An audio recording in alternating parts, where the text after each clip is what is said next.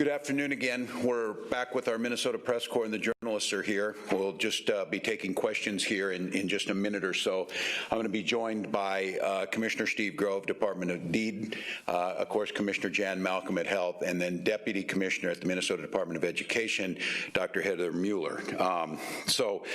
Just laid out a little bit of where we're at, Minnesota. I would reiterate again, while we're in a pretty challenging time in terms of deaths and hospitalizations, there's a lot of reasons to be optimistic. One is that the pause and the work that Minnesotans did have an effect. We're still incredibly high, but that effect is noticeable. And also the vaccines that have started to arrive. We'll start to get into that battle rhythm, if you will, about how we're going to get that out.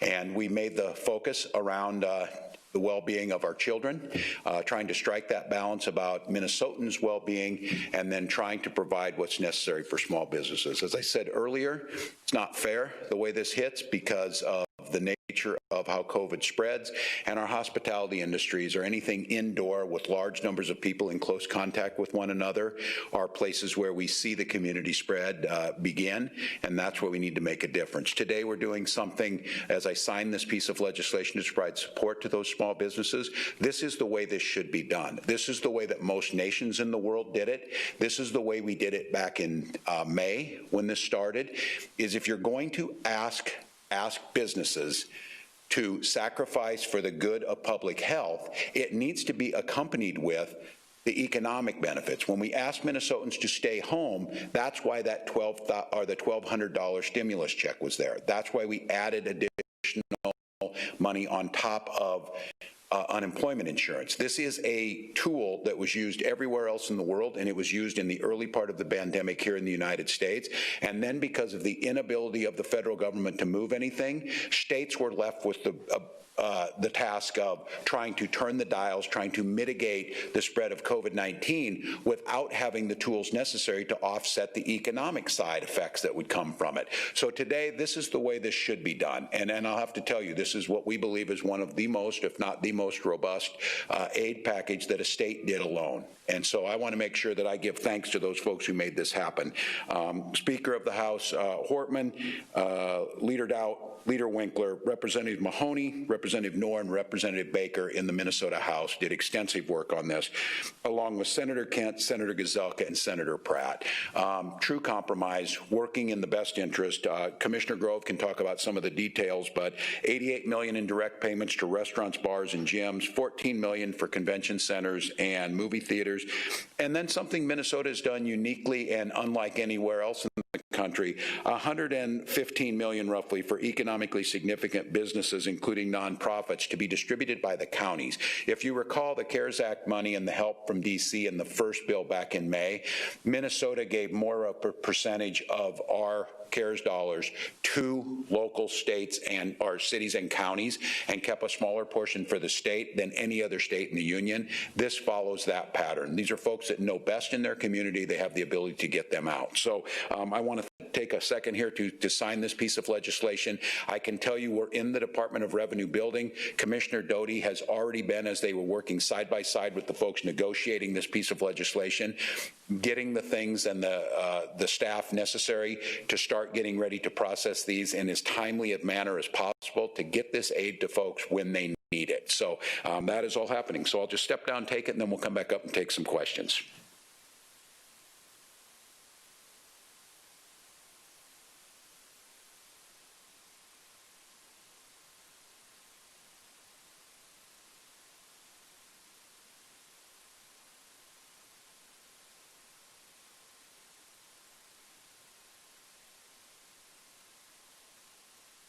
Again, Minnesotans proved that we could work in a bipartisan manner, we could work in divided government. This piece of legislation will now be operationalized to get that aid out both to those small businesses and ensuring that unemployment insurance is extended to other folks. Thank you. With that, I'd be glad to answer some questions. Governor Walz, Tom Hauser from KSTP.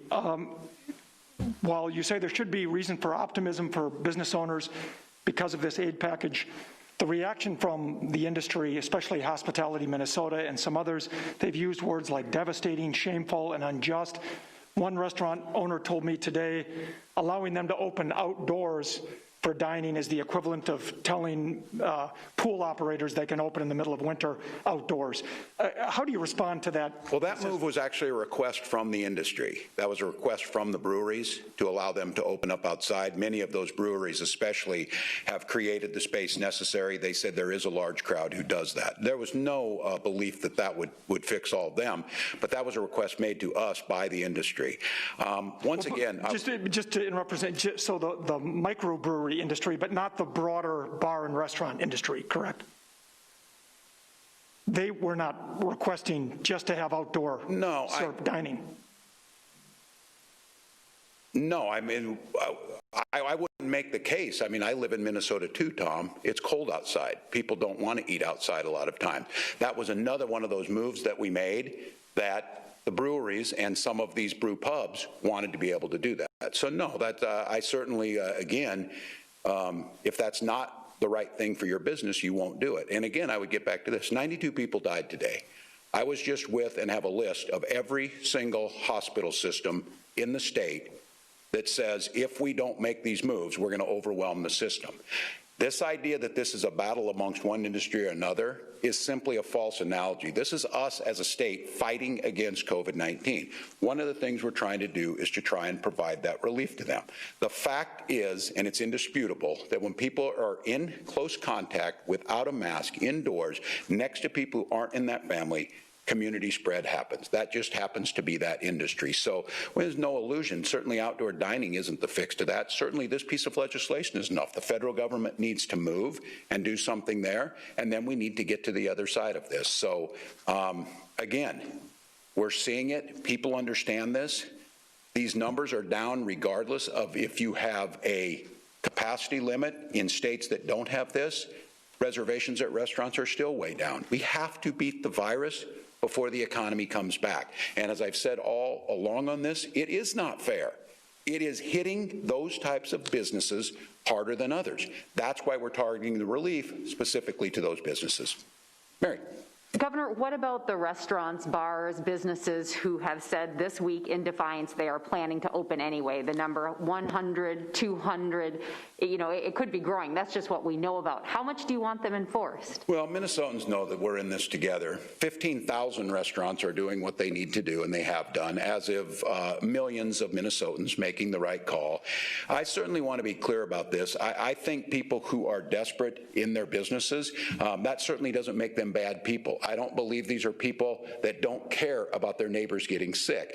But the fact is, whether it be inspections for salmonella poisoning or putting on drivers' speed, have these things because it protects the broader good. And so this has been held up. The courts make that determination. We would fully expect, as we've done all along, to talk to people to find a good outcome for that. And get to a space where folks understand. We're trying to provide some support while they're there. We understand that they're hurting. But again, you can't just take off the equation that the United States has the highest number of hospitalizations at any time during this. Our ICU bed capacity, as you heard from the hospital associations and Dr. Holman, is at a critical point. 92 of our neighbors died, and it's not slowing down. So these are mitigation measures we put in. They are painful. We're trying to do everything we can to alleviate that pain, but I fully expect, just as we've done all along here, the vast majority of Minnesotans are making the sacrifice for their neighbors. Governor, if I could follow up, how are you going to enforce that? Is it going to be state officials, local officials, the tools that authorities? I mean, could there be arrests? How, if there's hundreds, are you really prepared to Mayor, I'm not speculating on that. This is health directives that are put out there. If the number's 200, it's a third of 1% of the folks who've been out there. We'll handle those on a case-by-case basis. The vast majority do it. As I've said all along, it's nobody's intention to try and arrest someone. It's nobody's intention to try and make someone difficult. It's everyone's intention to stop the spread of the virus so our children can get back in school, so that our hospitals are not overwhelmed, and so that all of these other industries are able to continue on and we can provide the support for these folks. So, yes, Dave. Governor, if you could talk a little bit about schools, or maybe somebody else could, within the classroom itself, this idea that the young kids do not have to be actually socially distanced, will they have to wear masks? And maybe you can talk about the research that led you to the idea that teachers will be extra safe if they wear a mask and a face shield. Yeah. There we go.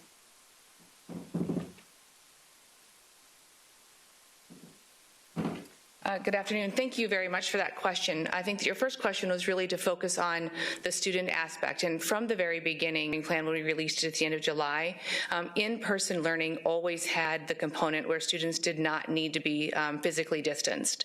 And so that is one of the pieces that we are going to continue to implement. And we did say, though, that they did need to wear masks. It's part of one of the executive orders, and so they will continue to wear masks in addition to having their staff wear masks and face shields. And in our partnership with the Department of Health, and I'm sure Commissioner Malcolm would also be able to talk about this, that is one of the mitigating factors that we knew that we would be able to implement in order to ensure that our students continue to remain safe, but so do our staff.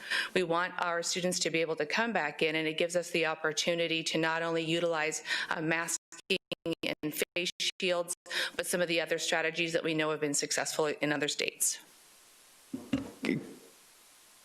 Yeah, if you could, what is the actual data behind the adding in the face shield on top of the mask? I'm going to let Commissioner Malcolm step up at this one.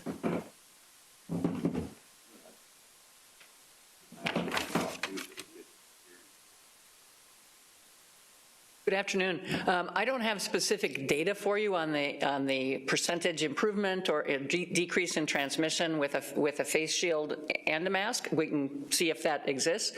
But what we've learned from working with other with high-risk settings, such as healthcare and some of the early work we did with some of the large food processing plants, is ways to successfully mitigate even in settings where folks are in close contact with people who are, in the case of healthcare settings, known to be positive, obviously. So there we've learned, just the benefits of that extra layer of protection. So it's an additive layer of protection. I can see if we've got some numeric data for you, but it's really kind of what we've learned as we've gone along in working with other workplaces. Just one last point of clarification. Is it correct that Fairview actually does have some kind of that with you, and that helped inform this? They may. I'll certainly check into that. I'm not personally familiar with those data, but if it exists, we'll certainly get back to you. Okay, thank you. Governor, if I may, you said that the pandemic isn't slowing down, but your own data shows that it is slowing down. Hospitalizations are reducing, cases are reducing. You've been actually prescient on this, saying those would peak in staggered approaches, and that's what's happening. So if it is slowing down, are you sure these are necessary given the progress that you're seeing? I didn't say it's not slowing down. I said when I showed the graph that we went from really horrendous to just horrendous. And so the degree of difference there is when you looked at it, and I put that chart out there to show that, because there's a tendency to believe that there's this oscillation that we moved up, we put in mitigation efforts, and we came back down.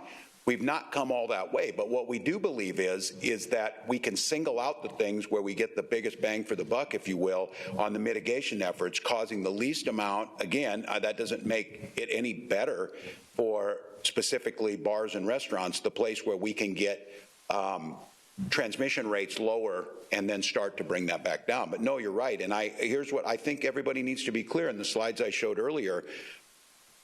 So far at this point, we've got a pretty good understanding of this, and I would say Commissioner Malcolm and Dr. Ostrom are the ones talking about this. If you go back and look at some of your notes, in July, I remember standing right here when Commissioner Malcolm was worried about a November surge that would come right around the holidays, and it might be bigger.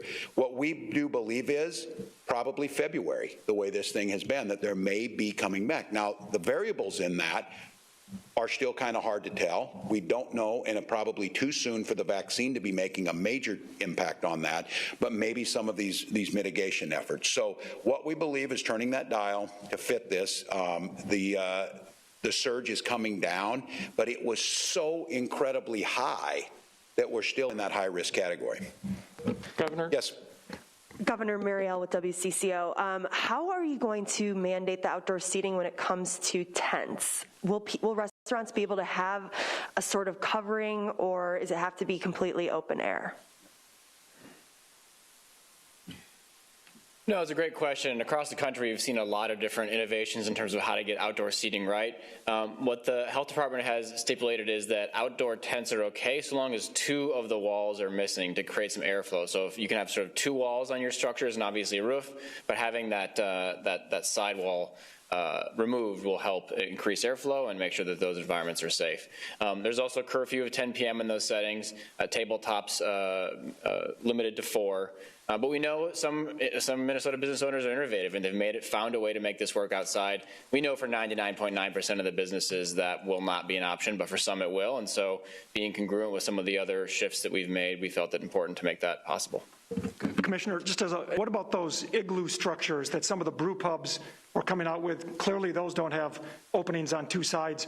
Will that not satisfy the requirements? Yeah, I mean, it depends on the structure, but if I am imagining what you're describing, you're essentially recreating an indoor environment outdoors, and if there's 4 walls or if it's enclosed, then in fact it wouldn't be allowed under the current guidance.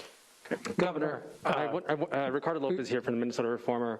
My question has to do with the gyms. I wanted to get a little bit of elaboration on the decision to reopen them at 25% capacity. As you know, gyms have been lobbying and pointing to data that they say showed that they are not a significant source of outbreaks, but MTH has other data. Just kind of a 2-part question. Did any of that lobbying have any impact on reopening them this Saturday? And secondly, is there anything else that your administration can do to be more transparent about?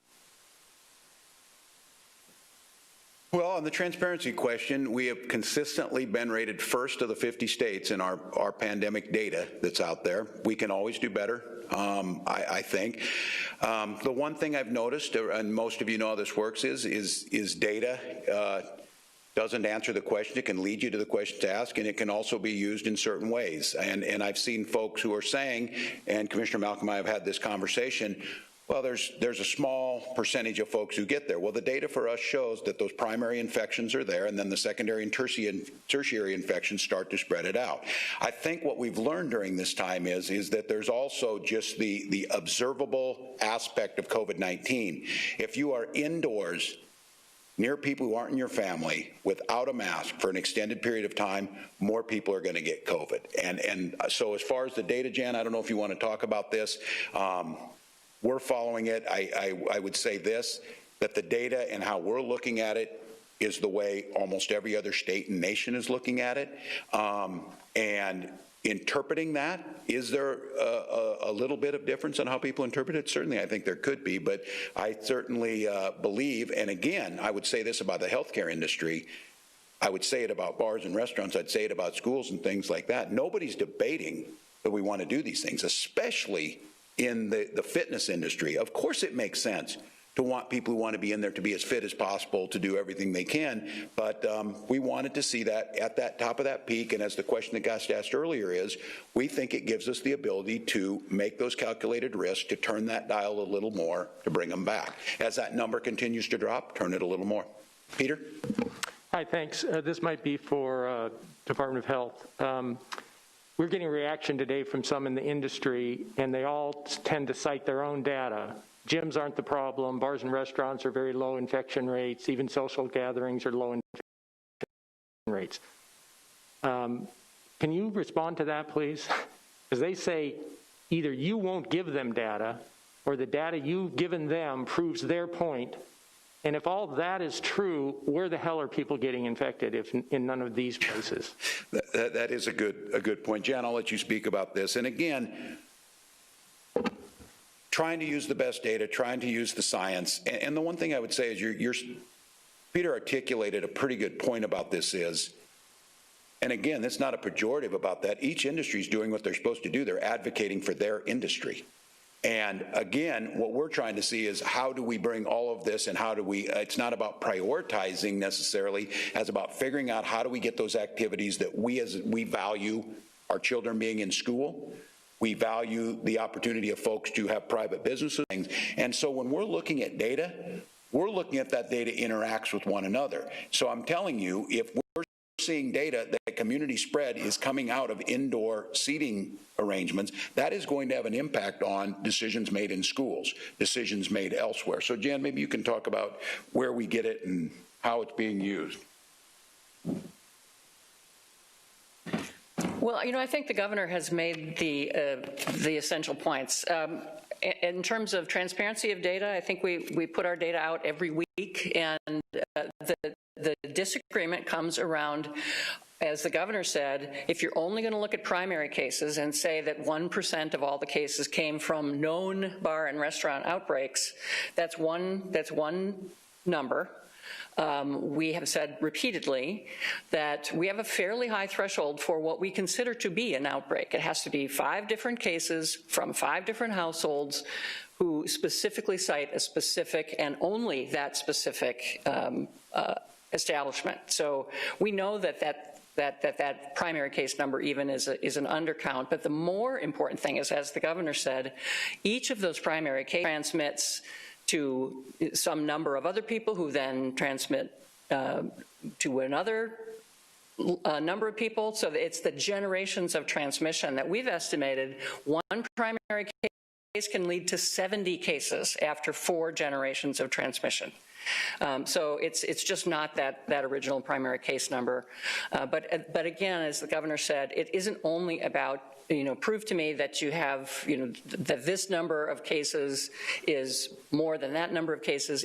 There's consistent information that, and it's no coincidence that even the White House task force, the very first recommendation they make when counties or localities or states are in the red zone for case growth, that you go to these indoor environments where there is where a long period of time, where they're in close contact, where they're not masked, and that is the data are abundantly clear that it's the environments themselves that create that risk. It's very, very hard, especially when we've got case growth this high, to precisely attribute, with community spread as it is, to precisely attribute exposures to certain settings. We use this forest fire analogy a lot, but it's because it's particularly apt.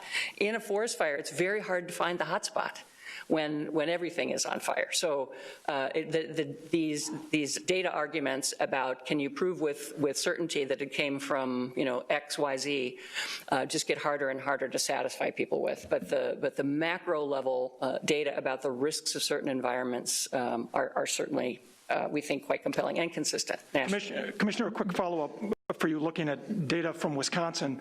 They have had a similar decrease in cases and positivity rate as Minnesota without nearly the level of a shutdown of bars and restaurants and restrictions. How do you explain that? Are you convinced it's the bars and restaurants and those things that are causing the community spread? We certainly think it's contributing. I mean, no one is saying this is the sole cause. It's an amplification of the spread that's out there. And I think it is hard to answer some of those questions about why is this state different than that state. We do know in Wisconsin some of the larger localities have imposed their own restrictions. So it's not the case that there's just no restrictions in Wisconsin, but it's not been at the same kind of statewide level that we've had. Governor, I'd like to ask over here about a couple of apparent contradictions in this order. You've continued to close indoor dining, but to my knowledge, you haven't publicly pressured casinos to close. You're keeping gyms, you're keeping pools closed, but allowing gyms to open somewhat. Can you explain that? Is that a contradiction there? Because that's what it seems like. Well, there's a lot of conversations on this, and I think, again, going back clear to the beginning, there is no perfect piece to this. With the lack of a federal plan, we follow CDC guidance, White House task force guidance. We follow the guidance of our internal experts and those externally. In this case, we run these types of things by everybody in the industry, by the medical folks. And speaking about the pool thing, and again, the one that came up about youth sports versus gyms or whatever, an individual activity with someone separated from someone else for a set amount of time wearing a mask the entire time. That's what the gym situation is. A youth sports situation is large numbers of kids closer together and in contact with one another if it's sports. Now, you can do youth sports that are separated, cross-country skiing, anything like that. Situation with the pool, of the masking, of for a longer period of time. There's no perfect algorithm. There's no perfect, and it got into this. I mean, the commissioner's right. One of the things I would say is not having this strategy, Wisconsin, North Dakota, South Dakota, our numbers are not pure because they're bleeding into one another. That's very clear. I think what you can see is probably the best indicator before this surge was North Dakota, South Dakota, and Iowa and Wisconsin were 1, 2, 3, and 4 in case numbers off the chart. We were 21st. That started to erode and bleed away. And so, Steve, I don't know if you want to talk specifically about some of these, but I can tell you these conversations and apparent contradictions, there's always going to be in this. It's a global pandemic trying to find surge in community spread that's off the charts at a time when we're still learning about that virus makes it, and we have learned. We moved things since March and doing more things now than we wouldn't have been doing there. And I think folks need to recognize this. If you take the 50 states and the economic activities in the states, Minnesota has always ranked in the top half of states that economic activities are open and functioning. So it wasn't as if this misnomer that things weren't there. So we're always trying to look at those differences. I think the governor covered most of it. I would just add there's a notion, I think, in all of the analysis of what can be done here on the predictability of the environment. And a fitness center is just different than a youth sports practice because you're not close together. You can predictably separate from one another. I would note that it's not as if we're going back to the way the fitness centers were before. The new requirements require 12 feet of distance between people who are working out. You must wear a mask the entire time that you're there. Fitness classes are not allowed because those classes are, again, more unpredictable and they bring people closer together by the nature of how they're run. So this is a moderated step back into the fitness area. Again, it's kind of the solo workout model, if you will. You mentioned casinos, and we respect the sovereignty of tribes to make those decisions, and that's why we leave that to those leaders and those governments. Governor, this may seem like a simple one, but it's got some implications. Do you feel like the vast majority of the state still views these orders as legitimate? Do I believe the vast majority of the state still views these orders as legitimate? We talk about some businesses planning to reopen. Yeah, no, certainly. I think Minnesotans understand. They understand the science behind this. I think there maybe been a little bit of a numbness to this, but I don't think we should ever lose track of that. We have the highest number of people during the pandemic. We have 220,000 new cases today. Minnesota's reporting 92 deaths. We lost more people in 5 days than we lose in a year on the highways during this. And I think most people recognize that this is real and it makes a difference. And again, I guess it'll be debated, but I'm just going to say point blank, opening everything up and not doing things like some states did killed people and got more people infected. And I think that is not debatable. And so we've made decisions. Has it been perfect? No. Has it had costs that are associated with it? Absolutely. And I think most Minnesotans believe that's the case. Again, as I've said this, there's certainly no pleasure in doing this. I said if I wanted to tell people what they wanted to hear, it'd be wonderful. You know what we should do? We should just do whatever we want. We should just move our entire caucus to South Dakota and have a super spreader event. I'm not encouraging people to do that. Those are the types of things that have made huge impacts across the country. And let's just be honest as Americans.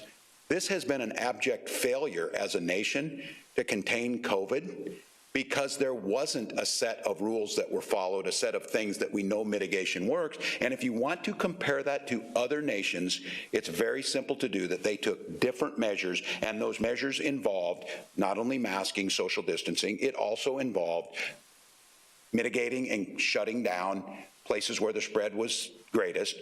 I will note that most of those nations were able, through their legislators, to quickly and efficiently pass aid packages to support their people. And because of that, here we are 9 months later, 305,000 dead, 18 million infected, our hospitals are still packed, and we've still got some time to go here. So we are trying to use all the tools necessary, and I just think Minnesotans are pretty resilient people. I've had folks that wanted to give, if you recall, 1st of November, you had elected leaders telling us, this thing is over, open everything up. We've got mobile morgue trucks in California today. They are out of body bags because it came back again. You can't pretend this isn't there, and we do need to have the data, and we do need to put it out there, but all that data and all those numbers and all these decisions come back to, let's use the best decisions we can to save people's lives. That's what this was about, and that's what we're attempting to still do. Governor, I'm wondering if January 10th is it's the next refresh point. I'm wondering if these restrictions could be revised sooner, and what might go into revising those. And these are discussions. The health people would say, and I think we've continued to say, we need to see where the data is at. I think if the numbers are going, if we get the same response that we got after Thanksgiving from Minnesotans, obviously you can speculate of why the 10th and what we're looking at there. We think this gives us, it gives us that post New Year's Eve type of thing, post holidays, to let us see where things are at. I believe if Minnesotans do those things, I believe if the trajectory of the troughs and peaks of this pandemic play out, there's a good chance that things will be in a different and better place by January 10th. But like I've said all along, we're going to adjust, whether it's popular or not, to where the pandemic is, and using the best science, the best data, and the best mitigation we can to save lives, reduce hospitalizations, and stop the spread. So I think the timing will be, and again, that's why we're asking. We're recognizing the fact people want to be with one another over the holidays, but I just have to say, we want our kids back in school. We're trying to time that. We want to put the pressure down on this. We want to let the vaccines start to penetrate with large enough numbers. All of those things are coming together at once. The end is, this thing's going to end. This thing's going to end. The question is, how many people get sick and die before that's over, and how quickly we get our businesses back open. Hi, Governor. I just wanted to ask you about the, I think you just made a reference to it, but I believe the Minnesota Republican Party is planning on holding a winter retreat in South Dakota rather than hosting it here in Minnesota. Do you have any reaction to that news? Well, again, a lot of folks were vacationing out. I have not left the state. There's places you can spend your money here. We know that there's not a great track record amongst that caucus of maintaining COVID. And so I just, again, I don't think it's a wise decision. In an age with technology, we can do a lot of these things. I won't speak to them because I don't know what they're thinking, but I think taking a whole bunch of Minnesotans, especially folks who fall into the high-risk category, and sticking them in a ballroom with no mitigation efforts is a really bad experiment about what could happen around this, and I think it sends a really... Governor, just following up on that, people are taking their money elsewhere in youth sports. You haven't specifically addressed that. We do know kids and families are traveling over the borders. Probably are. A large number are, I think, simply not. But we know for sure some are training, traveling, playing in Wisconsin, the Dakotas, going south for sure. I know it for a fact that the dollars and the families are leaving, and virus could be coming back and forth, and college sports are going, pro sports are going, and these are big numbers, you know. I mean, 70,000 soccer players, 50,000 hockey players. Cancellations. Mary, I'd go back to this. I simply can't dictate nor enforce to everybody. What I do know is if you choose to do that, you're putting your family and others at risk. You're making the case, and again, I don't think it makes you a bad person. As I said, I think it makes you a good parent that you want to do these things. The fact of the matter is, COVID changes that calculus. So if you simply choose to say, you know what, I think I'm going to do these things, that's how we got into this situation as a country. That's how come we have so much spread in a lot of things. And again, this is hard. This is really hard stuff. And so we're going to try and give people the best tools necessary. Traveling out of state for sports activities or conference things, specifically to avoid or going to states that don't have mitigation places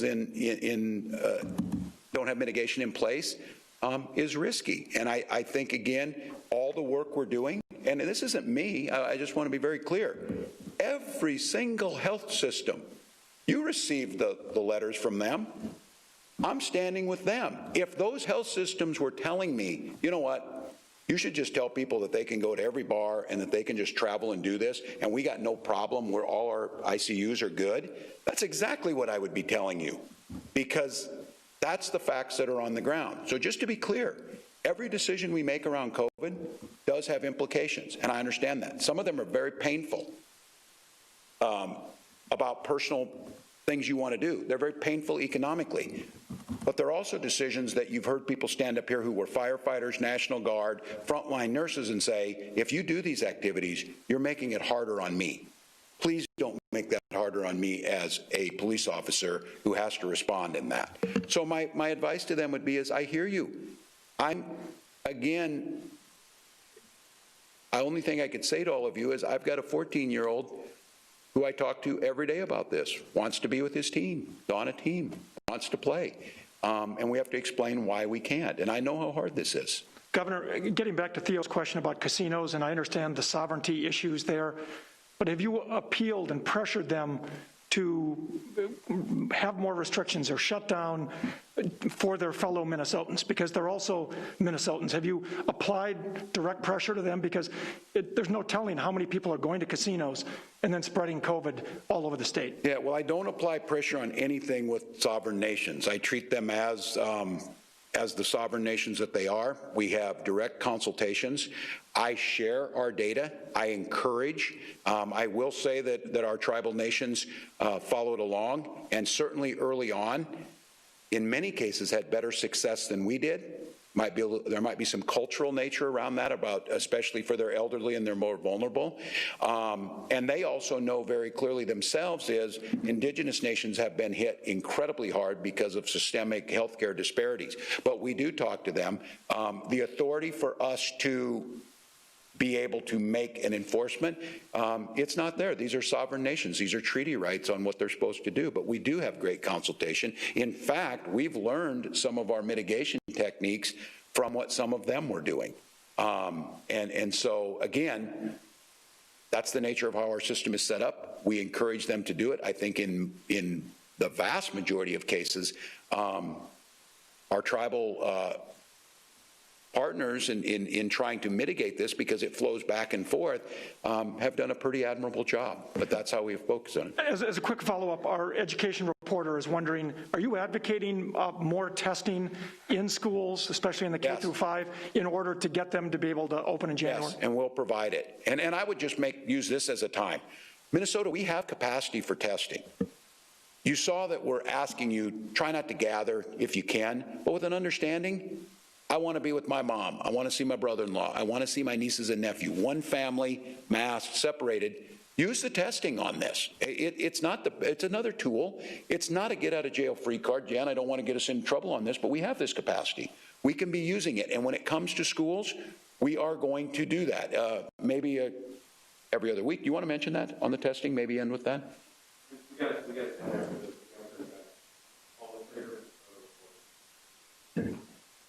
So when we're talking about the testing components, we have been able to work to set up a system where using our service cooperatives, which are 9 different regions, we will be able to test our staff every other week to really help to hone in on making sure that they know that they are continuing to be safe. It helps to identify anybody who is asymptomatic who is coming into the building.